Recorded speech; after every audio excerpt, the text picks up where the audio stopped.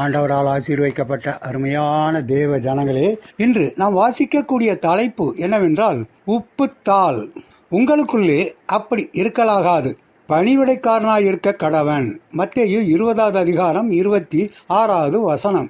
எல்லாருக்கும் பணிவிடைக்காரனாயும் பணிவிடைக்காரனின் இதயம் உடையவர்களாகவும் நாம் வாழ வேண்டும் என்பதே கிறிஸ்தவ நியதியாகும். ஆனால் நமது மாமிசத்தன்மை வெளிப்பட்டு பெருமை என்ற தூசியில் பணிவிடைக்காரனின் இதயம் மறைந்து போகிறது. இருமாப்பாய் வாழவும், கடினமாக அதிகாரம் செலுத்தவும், தன்னை பெரியவன் என்று காட்டிக்கொள்ளவும் பல சோதனைகள் நமக்கு வந்த வண்ணம் உள்ளன. உப்புத்தாள் போன்ற மனிதர்கள் நம் வாழ்வில் குறுக்கிட்டு நம்மை உராய்ந்து பார்ப்பார்கள். அது நம்முடைய அகங்காரத்தையும் தற்பெருமையையும் தட்டி எழுப்பிவிடும். உங்கள் வாழ்க்கையில் இப்படிப்பட்ட சோதனைகளை சந்தித்திருக்கின்றீர்களா? பரிசுத்த ஆவியானவர் அப்படிப்பட்டவர்களை உங்கள் வாழ்க்கையில் அனுமதிக்கிறார் என்று எண்ணிக்கொள்ளுங்கள். பலகை சற்று சுரசுரப்பாக இருக்கும். அதற்கு பெயிண்ட் அடிக்கும் முன்னர் உப்புத்தாளை கொண்டு தேய்த்தால் பெயிண்ட் அடித்த பின்னர் பளபளப்பாக இருக்கும். அதுபோன்று நம்மையும் பிறர் உராய்வது, வலியை கொடுப்பது உண்மைதான்.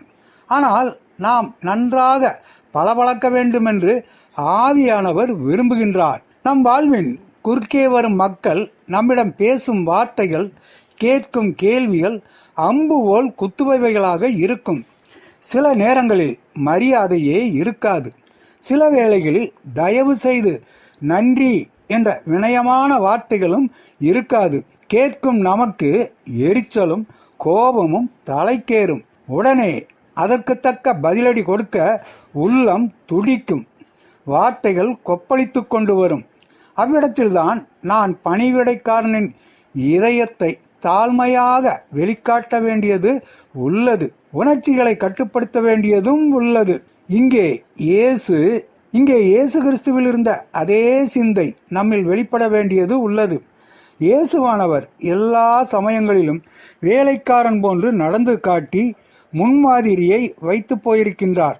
ஒன்றையும் வாதினாலாவது வீண் பெருமையினாலாவது செய்யாமல் மனத்தாழ்மையினாலே ஒருவரையொருவர் தங்களிலும் மேன்மையானவர்களாக எண்ணக் கடவீர்கள். கிறிஸ்து இயேசுவில் இருந்த சிந்தையே உங்களிலும் இருக்க கடவுது. தம்மைத்தாமே வெறுமையாக்கி அடிமையின் ரூபம் எடுத்து மனுஷர் சாயலானார். அவர் சிலுவையின் மரணபரியந்தமும் கீழ்ப்படிந்தவராகி தம்மைத்தாமே தாழ்த்தினார். பிலிப்பியர் 2வது அதிகாரம் 3வது வசனம், 5வது வசனம், 7வது வசனம், 8வது வசனம். ஊழியம் கொள்ளும்படி வராமல் ஊழியம் செய்ய வந்த இயேசுவின் பலத்தினால் நமக்கும் அப்படி செய்ய முடியும்.